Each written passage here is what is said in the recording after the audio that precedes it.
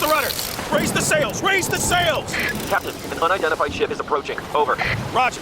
Wait, is that an Enterprise sales solution? Reach sales professionals, not professional sailors. With LinkedIn ads, you can target the right people by industry, job title, and more. Start converting your B2B audience today. Spend $250 on your first campaign and get a free $250 credit for the next one.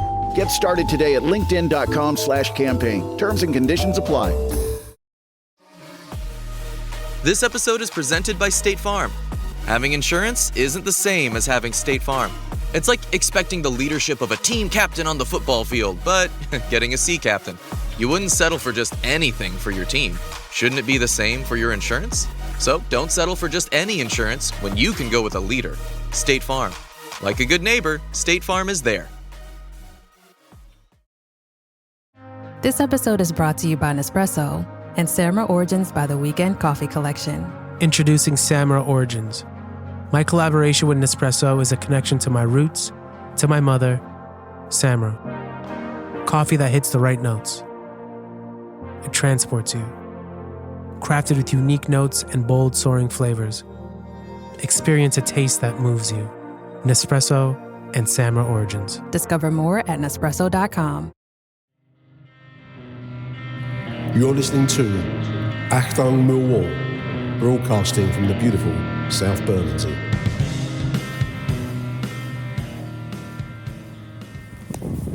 Hello, dear listeners. Welcome to an empty den. There's always something kind of like the Colosseum. You've been in the Colosseum in Rome? About an empty den. It's not match day, of course. We're here in a promotion for the Prostate United cause, and I'm just sitting in these seats just outside Doherty's Bar with this wonderful view of the pitch in front of me. People from the Prostate United charity are here to do some filming with William, one of our fans whose father passed away with prostate cancer. And obviously the whole point and purpose of this initiative is to encourage men to get tested early. You can't get tested early enough. And I've just been speaking to Robbo and to Lukas Jensen. I'm going to run those interviews now, and I'll come back to you after those short interviews. Stay tuned. I am in Doherty's Bar with the pleasure of speaking to club legend, Robbo. How you doing, Rob? Yeah, good, thanks. And yourself? Yeah. This is a great event. We're here to kind of mark the Prostate United initiative. And obviously I can hear Lucas talking in the background now. What's your link to it, mate? Do you have any... You were part of the squad when we had the shirt sponsorship, if I remember rightly. Is that correct? Yeah, that's right. The club took that decision with... I think at the time there was a few less than reputable companies that wanted to sponsor the club. And, don't talk about that. But I think... and the club took the decision. I think that they felt that the values of what other, they didn't want to align with, really. No. And they took that, momentous decision. John, obviously a chairman at the time, and Andy Ambler as CEO, to, rather than sort of take the money and earn a few quid, I think they thought, actually, you know what, we can do something better than that. So they took the decision to put prostate cancer on the front of their shirt. Yeah. I was captain at the time, so the day we launched the shirt, I think it was me, Liam Trotter and Fordy, to not only launch the shirt, to have that on as the logo and as the sponsorship and everything around it, and then obviously how the whole sort of story unfolded from there. But yeah, us blokes ain't particularly great about talking about things, are we? And probably even more so here at the Den, I would have said. So for us to be able to get that message out there was, I think, brilliant from the whole football club and really commendable. 100%. I mean, I'm going to speak a bit personal now, because I was like any other bloke. It's not an issue that you really like to think about. The test is not what you want to be doing in your life. But this campaign, because every time you go to a match, it's there, isn't it? And, and it's great because it seeps into your brain. And it actually made me go and get the test done the other week. So, thankfully all clear. But that's the point and purpose of it, is it's not nice, but you've got to go and do it, haven't you? Yeah, exactly. It's just one of those things, and like you say, it's not nice, but for that minute or so, it could affect your life. And obviously, I got to know William really well, and obviously Brian at the time, and what they were going through and everything around it, and what a massive impact it had on their life. So, like I say, if it can, by getting that message out there, if it can improve someone else's life, because it is treatable as well. That is the key thing. It's treatable. Yeah, catch it early, and improve your quality of life. And, you know, for them to turn that adversity and to try and spread a message to save and help other people in that situation was just so admirable. And listening to William speak out there, I'm just... It's magnificent. Oh, what a young man he is. Like, unbelievable. And 100%. Got quite emotional myself, really. But, for everything around it, I said, like, this football club, you know yourself as well, we don't always get the best press. Sometimes we take a lot of knocks, but do you know what? This was one initiative in particular that I think everyone at the football club takes a whole lot of credit for. We're always there for this kind of stuff, Rob, aren't we? I mean, it's, you know, you're right. We don't always help ourselves. Let's be truthful, but you know, when push comes to shove, we step up to these kind of events and causes, don't we? Yeah, exactly. And when we talk about family and talk about that and everything around it, and you're right.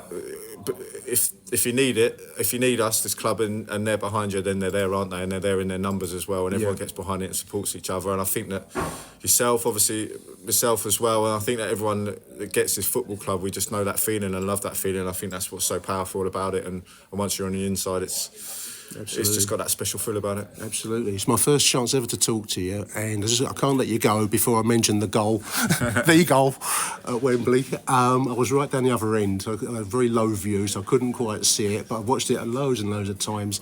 Does it go through your head a lot, that goal? Does it stay with you? How does a footballer, you know, these are the great moments of your career, aren't they? And how do you process it in your head, so to speak? Yeah, you're right. I mean, even now, like say, you just get that sort of, you know, goosebumps, spine tingling moment. Just everything about that day was incredible. Really, to a club that I grew up with and been to achieve my dream. Just to be, you know, I'd taken one game really as a professional footballer. So to lead Millwall out for many years, but not only that, just have that special day, that moment. It's like it's what you dream about in the playground, isn't it? Scoring the winner at Wembley, isn't it? Pick up the trophy, and I lived that dream. And a goal at Wembley. Yeah, and just like you say, it's not something like you think about constantly, but then it's just every now and again it'll pop up, or you'll have that moment, or like you say, you're in the end. When blokes like me stick a microphone, or you're at the Millwall end, and I like sometimes you can see like on YouTube, like you do it for whatever reason. They were filming it. Sometimes they film it from the Swindon end, but you see when you score, like you're looking at the ball go up, or I even like the Huddersfield game here at the Den before that, the semi-final as well. Iconic moment in club history. It's not bad. It's two iconic moments in a career, you know. And just seeing the fans, the atmosphere, and the way it's just what a time, really. You know, you look back at that time and just think what a time in my life, and how to have touched so many people as well. Because I mean, you know, I can still relive those moments from my viewpoint. Now the Huddersfield match, another one, wonderful atmosphere. Yeah, it must be tremendous. Living the dream, as they say. Absolutely, and fortunate enough to do it, and like I say, even more fortunate to look back on those times as well. And incredible, and even like I say, reliving it or sharing it with yourself, it's amazing. It's fantastic. I did have one pre-prep question. I said I might meet Paul Robinson. I've got to think of something intelligent to ask Paul. The Den is a wonderful place. We've just said that. You know, we know all the good side. It can be a difficult arena for young players, can't it? And you went through a bit of adversity in your time. How did you handle it? Did you get good advice? What advice would you give youngsters that maybe are, you know, not on form is temporary, but you know, how do you deal with that? Because you will hear stuff.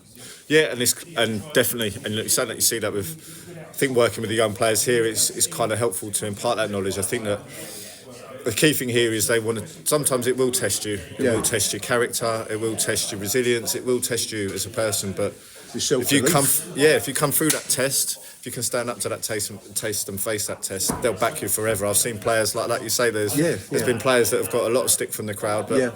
Then players that seem to come through that stick, then the fans then are like, do you know what you'll do for me? Because it's almost like a test. It's like, how much do you want to play for this club and how much do you care for this club? Prove it all and then when you prove it, they're like, right, okay, that'll do for us. And then, like you say, when we talk about family, then they'll get behind you. And like I say, it can be a tough place to play when you're losing. It can be a tough place. It will test you here when you're losing. But when you're winning, there's no better feeling. And that is what you got to get into this. What we got to buy into this football club, but not only that, get the fans on side with that. They've got to believe in what you're doing on the pitch, and by giving everything for the shirt, by showing that you care, and by trying. I mean, I make no bones about it. I was never the best player myself, but come on, what I did.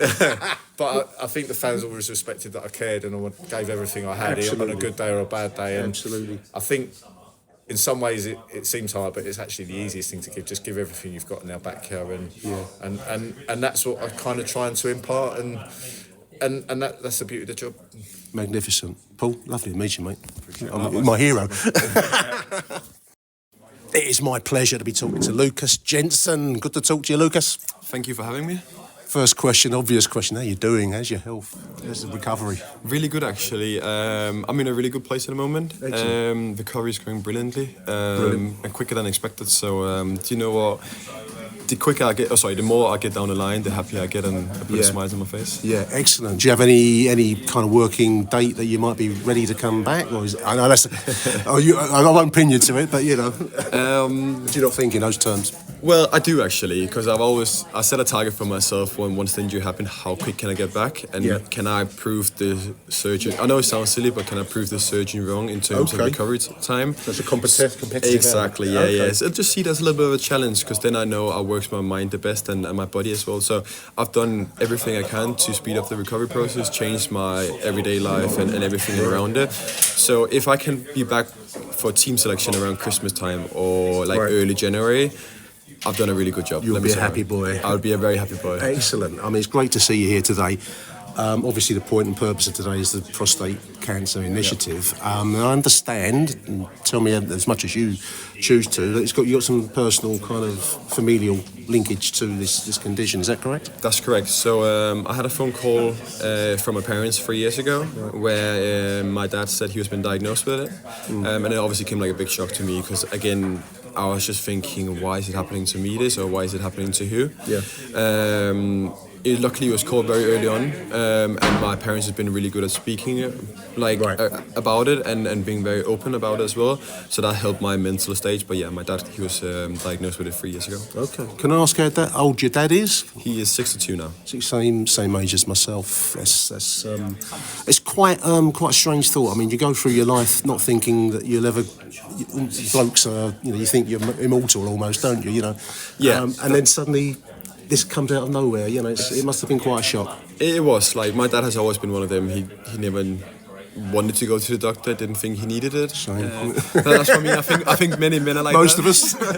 But that's what I mean. And like, for him to be diagnosed with him, I think that he's just opened his eyes a little bit about, okay, it is important to get checked, and at least have that, health check once a year. Yeah. Once you get to a certain age. So without my mom, I don't think my dad would have caught it that early on, because my mom said to my dad when he turned 60, you need to have a health check. Yeah. Like, just all around health check, see how your body is, everything is. And a few of the numbers came back too high, and then they did some more tests, and he was diagnosed with it like 2 months into into it. So he got into treatment straight away, had the treatment, and then luckily it worked out really well that he's all clear now. But again, without my mom, I don't think he would have caught it, because he didn't want to go to the doctor. Women tend to be the drivers of these things, Lukas, and that's so for all of us, I think. I mean, these campaigns are brilliant. I am a similar age to your dad, and this campaign actually inspired me to go and get tested. Nice. And let's be really honest, there's a blood test, which isn't actually the least of your worries. It's the next test that has to be done. And there's no way to beat around the bush on these things. None of us fancy the idea of that, but it don't last long, listeners, and you've got to get it done. And as you've just said, the earlier you can catch it, the more of your chances. That's what I mean. Like, and the more people we can get into this topic and actually just think about, and don't be afraid of getting tested, because 100%. But like, the more people that get tested, hopefully they'll catch it early on if they are being diagnosed with it, and then there's a bigger chance of a success rate. So I just think this is such an important topic that the more people who can get into it, the better. That's fantastic. Lukas Jensen, it's really lovely to meet you, mate. Thanks for your time. Appreciate it. Thank you, mate. So there you go, dear listeners. I hope you enjoyed those two short little interviews. Two great players. Lukas in fine form. He's a really tall boy. I'm going to stick a photo of myself with Lukas Jensen on this link for this show, and you can see how he towers above me. And I don't class myself as a particularly short bloke, but normal. No, I'm normal, listeners. And also great to talk to Robbo, of course, hero and legend of the club. I just want to close out with you. The theme of today's show is called Don't Fear Your Foe. In other words, don't be scared of having this test done. As I've just said to Lukas Jensen there, I had it done myself a few weeks ago, because I'm at that age, dear listeners, 64 and going all 65. It's the kind of thing that if you catch this condition particularly early, you've only have a chance. And I think a lot of blokes get put off because of the nature of the test, which involves a finger up your arse to test the shape of your prostate gland, which lies just inside your bumhole. I'm talking plain talk here for you listeners. I think you can handle it. And a lot of blokes get put off by that. Who wants that? It ain't very nice in that moment. And none of us particularly want to get involved in that. But that's the way that you're going to find out whether you can catch it early. And, if your chances are much improved if you get it done early. So I'm going to close this little show. It's only going to be a shorty by recommending that if you want to, give yourself the best possible shot at a good long life, get yourself tested, get the blood test done, and get the finger test done as well. There it is. That's my recommendation from Dr. Hart. I'm going to close out the show there. I want to say a big thank you to the club for allowing myself access to this event. There will be a prostate movie being made out of this, a short film.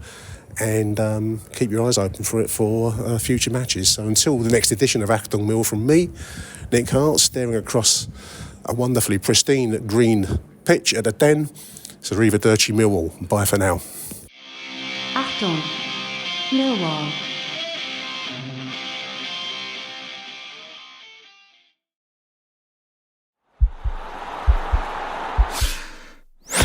This podcast is part of the Sports Social Podcast Network.